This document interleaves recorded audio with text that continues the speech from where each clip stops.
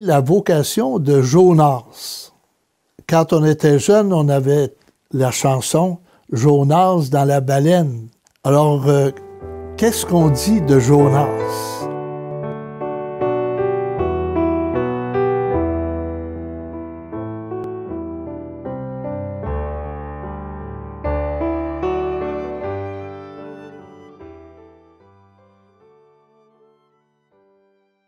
Alors, bonjour les choisis de Jésus. Aujourd'hui, nous allons regarder la vocation de Jonas. Quand on était jeune, on avait la chanson « Jonas dans la baleine ». Et ça fait référence justement à ce texte de la parole de Dieu. Alors, qu'est-ce qu'on dit de Jonas?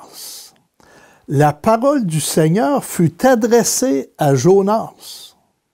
« Lève-toi, va à Ninive, la grande ville païenne, et proclame que sa méchanceté est montée jusqu'à moi. » Alors on voit encore aujourd'hui, Dieu choisit quelqu'un. Et c'est un choix libre de Dieu. Il choisit Jonas. Et Jonas n'est pas bien disposé, mais Dieu le choisit. Il l'appelle à se rendre à Ninive.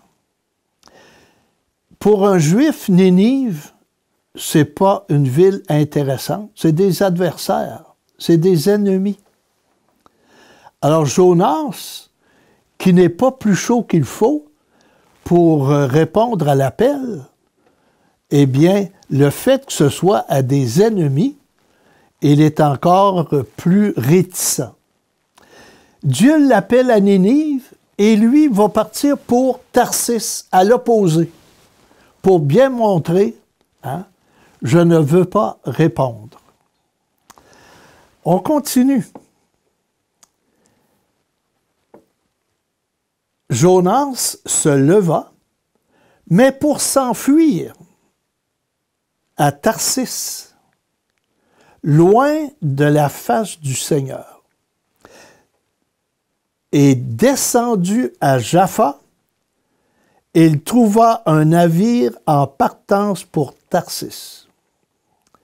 Les mots sont importants. Alors, quand Jonas est appelé à Ninive, il descend à Tarsis, il descend à Jaffa, puis il va descendre dans le navire. Ce sont des mots qui viennent nous dire que Jonas s'éloigne de Dieu. Parce que le Juif, quand il veut rencontrer Dieu, il gravit la montagne. Et combien de fois dans l'Évangile, on voit Jésus gravit la montagne. Jésus s'en alla dans la montagne pour prier. Alors, quand tu descends, eh bien, tu t'éloignes de Dieu, pour le Juif, tu sais, dans sa pensée. Donc, l'appel de Dieu, Dieu qui l'appelle à vivre en intimité avec lui, à écouter sa parole, Jonas veut couper tout lien. Il paya son passage, donc c'est un bon garçon, il est honnête, et s'embarqua pour s'y rendre, loin de la face du Seigneur. On le répète. Mais le Seigneur lança sur la mer un vent violent. Et il s'éleva une grande tempête au point que le navire menaçait de se briser. Et les matelots prirent peur. Ils crièrent chacun vers son Dieu, et pour s'alléger, lancèrent la cargaison à la mer. Très intéressant. Alors ici, quelqu'un est appelé par Dieu, puis il ne répond pas. Et ça a de l'influence dans l'entourage. Donc, notre mission à nous, parce qu'on a tous et toutes une mission, quand on ne la remplit pas, il y a une influence négative dans notre entourage. Parce que quand Dieu nous appelle, c'est pour du positif, c'est pour du meilleur, c'est pour qu'il y ait de la croissance. Et ici, on s'aperçoit que ça dégringole sans cesse. Jonas ne veut pas répondre à sa mission. Et on continue plus loin. Jonas était descendu dans la cale. Alors, plus on descend, plus on s'éloigne de Dieu dans la pensée juive.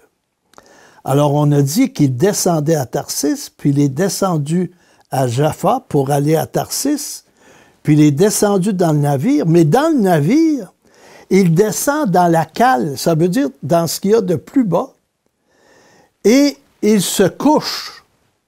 Donc, s'il était debout, il y aurait au moins un peu plus haut. Non, il se couche, et plus profondément encore, il va s'endormir d'un mystérieux sommeil. Comme je dis souvent, plus creux que ça, tu meurs. Hein? Parce que le Jonas ne peut pas aller plus bas que ça. Il ne peut pas s'éloigner plus que ça. Il est rendu dans le fond. Que va-t-il se passer? La tempête est active et les autres, les païens qui sont avec Jonas, sont en train de prier parce qu'ils ont peur. Ils ont même enlevé de la cargaison pour que le bateau soit plus léger. Alors, ils sont en train de se dépouiller, mais Jonas, lui, non, il dort. Il ne prie pas. Alors, on va aller le rencontrer et les matelots se disaient entre eux, « Tirons au sort pour savoir à qui nous devons ce malheur. » Et ils tirèrent au sort et le sort tomba sur Jonas. Et lui demandèrent, « Dis-nous donc d'où nous vient ce malheur? Quel est ton métier? D'où viens-tu? Quel est ton pays? De quel peuple es-tu? » Alors, le questionnaire, hein? Parce que nous, on est en train de périr et c'est à cause de toi. Donc, tu as des comptes à rendre. Jonas leur répondit. Alors, on a dit qu'il était honnête parce qu'il a payé son passage. Là, il est franc. Je suis hébreu, moi. Je crains le Seigneur, c'est-à-dire, dans notre peuple, on croit en Dieu, le Dieu d'Abraham, d'Isaac et de Jacob, le Dieu du ciel qui a fait la mer et la terre ferme. Les matelots furent saisis d'une grande peur et lui dirent, « Qu'est-ce que tu as fait là? » Alors, tu sais, je trouve ça intéressant, des païens qui sont en train d'analyser la situation et qui disent, « Jonas, ça ne marche pas dans ta vie. Il va falloir que tu réfléchisses. » Car ces hommes savaient, d'après ce qu'il leur avait dit, qu'ils fuyaient la face du Seigneur. Il était en train de se détourner de son Dieu. Et lui demandèrent, « Qu'est-ce que nous devons faire de toi pour que la mer se calme autour de nous? » Car la mer était de plus en plus furieuse.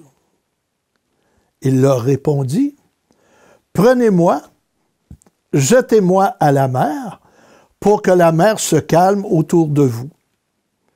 Car je le reconnais, c'est à cause de moi que cette grande tempête vous assaille. » Et les matelots ramèrent pour regagner la terre, mais sans y parvenir, car la mer était de plus en plus furieuse autour d'eux.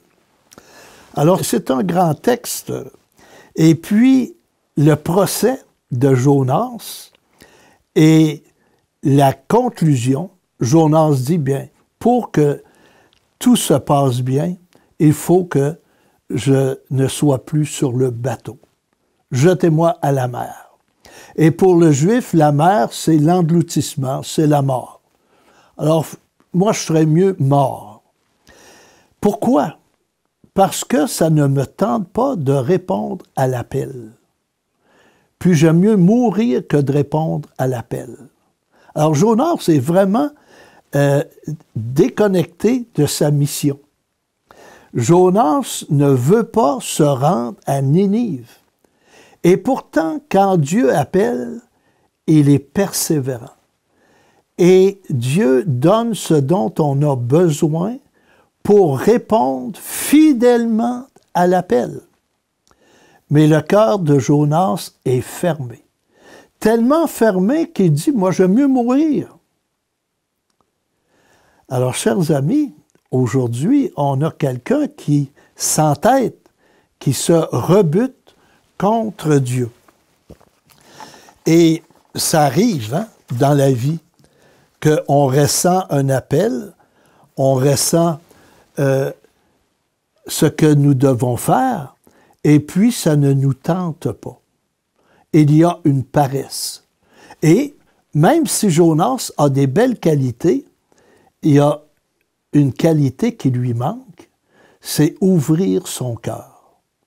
C'est être accueillant à la parole de Dieu. Alors Jonas va être envoyé à la mer. Mais Dieu, c'est une parabole, Dieu est en train de dire que l'histoire de Jonas ne se terminera pas là. Le Seigneur donna l'ordre à un grand poisson d'engloutir Jonas. Alors, on est au chapitre 2, verset 1. Alors, on dit Jonas dans la baleine. Mais dans l'histoire, on ne parle pas de baleine. On parle d'un gros poisson. Et je ne sais pas si vous vous rappelez, dans les films sur Jésus, les premiers chrétiens, quand ils vont manifester, ils veulent dire qui ils sont, il arrive un étranger, puis il dessine un poisson sur le sol. Ça veut dire « je suis chrétien ». Et le grand poisson, est-ce qu'on ne pourrait pas voir déjà Jésus le Sauveur? Jésus qui vient rétablir ce qui a été brisé. Jonas veut couper sa relation avec Dieu. Jonas veut s'enfuir, mais il y a quelqu'un qui va venir et qui va le reprendre et qui va dire, bien, Jonas, regarde, tu as reçu un appel et cet appel est important, il est précieux. Je vais te prendre, je vais te ramener au départ, je vais te ramener sur la plage. Et quand tu seras rendu sur la plage, écoute ce qui va se passer dans ton cœur. Alors, ce grand poisson, n'est-ce pas Jésus, qui vient encore aujourd'hui nous parler, nous livrer sa parole et nous dire, tu es un choisi, tu es appelé à réaliser une mission particulière dans le monde d'aujourd'hui pour que ça aille mieux. Parce que si tu réalises ta mission, c'est pour le meilleur. C'est jamais pour empirer les choses. Au contraire, Dieu, c'est toujours celui qui apporte l'espérance, qui apporte la joie, qui apporte le bonheur. Alors, est-ce que cette mission, on veut la réaliser? Est-ce qu'on veut gravir la montagne? Est-ce qu'on veut faire cet effort et ouvrir notre cœur? C'est le message que nous recevons aujourd'hui. Est-ce que Jésus est au cœur de notre vie? Est-ce que Jésus, qui veut rétablir ce qui a été brisé par le péché, est-ce qu'on veut être des collaborateurs, des collaboratrices avec lui? Alors, chers amis, on a une réponse à donner. Encore aujourd'hui, Dieu se manifeste à Jonas. Il entend la parole. Il reçoit la mission, va à Ninive. Mais Jonas s'enfuit, loin du Seigneur. Il ne veut rien savoir. Mais Dieu lui dit, je suis avec toi. Hein? Je vais te reprendre. Je vais séduire ton cœur. Je vais te montrer le vrai chemin qui va te combler. Tu as peur, mais n'aie pas peur, je suis avec toi. Et on verra la semaine prochaine ce qui va se passer. Je vous souhaite une bonne journée.